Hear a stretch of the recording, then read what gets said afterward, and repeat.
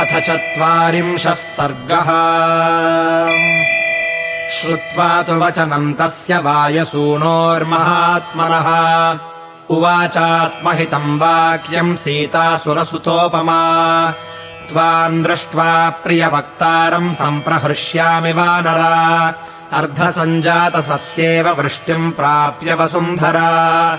यथा तम् पुरुषव्याघ्रम् गात्रैः शोकाभिकर्षितैः संस्पृशेयम् स कामाहम् तथा कुरु दयाम् मयि।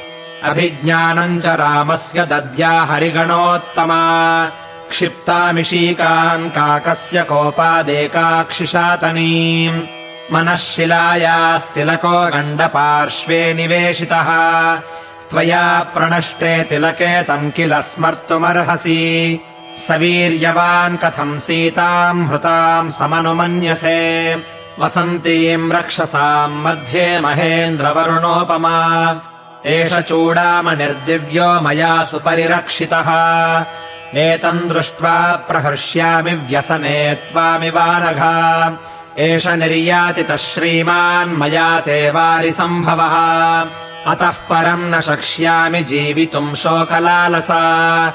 असह्यानि च दुःखानि वाचश्च हृदयच्छिदः। राक्षसैः सह संवासम् त्वत्कृते मर्शयाम्यहम्। धारयिष्यामि मासम् तु जीवितम् शत्रुसूदना। मासादूर्ध्वम् न जीविष्ये त्वया हीना नृपात्मजा। घोरो राक्षसराजोऽयम् दृष्टिश्च न सुखामयी। त्वाम् च श्रुत्वा विषज्जन्तम् न जीवेयमपि क्षणम्।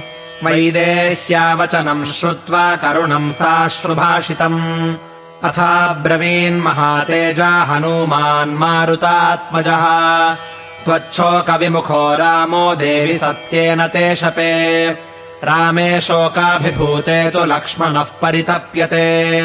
दृष्ट्वा कथञ्चिद्भवति न कालः परिदेवितुम्। इमम् मुहूर्तम् दुःखानामन्तम् द्रक्ष्यसि भामिनी।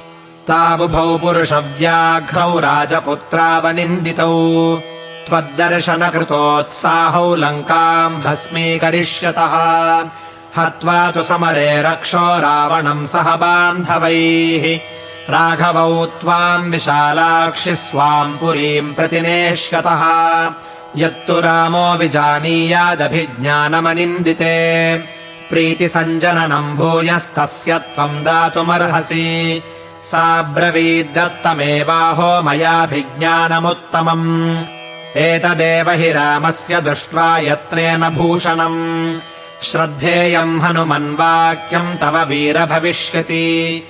सतम् मणिवरम् गृह्य श्रीमान् प्रवगसत्तमः। प्रणम्य शिरसा देवीम् गमनायोपचक्रमे। तमुत्पातकृतोत्साहमवेक्ष्य हरियूथपम्। वर्धमानम् महावेगमुवाच जनकात्मजा। अश्रुपूर्णमुखी दीना बाष्पगद्गदया गिरा। हनूमन् सिंहसङ्काशौ भ्रातरौ रामलक्ष्मणौ। सुग्रीवम् च सहामात्यम् सर्वान् ब्रूया अनामयम्। यथा च स महाबाहुर्माम् तारयति राघवः। अस्माद्दुःखाम्बुसंरोधात् त्वम् समाधातुमर्हसि। इदम् च तीव्रम् मम शोकवेगम् रक्षोभिरेभिः परिभर्त्सनम् च। ब्रूयास्तु रामस्य गतः समीपम् शिवश्च ते ध्वास्तु हरिप्रवीर। स राजपुत्र्या प्रतिवेदितार्थः कपिः कृतार्थः परिहृष्टचेताः। तदल्पशेषम् प्रसमीक्ष्य कार्यम् दिशम् ह्युदीचीम् मनसा जगाम। इत्यार्षे श्रीमद् रामायणे वाल्मीकीये आदिकाव्ये सुन्दरकाण्डे 40 सर्गः।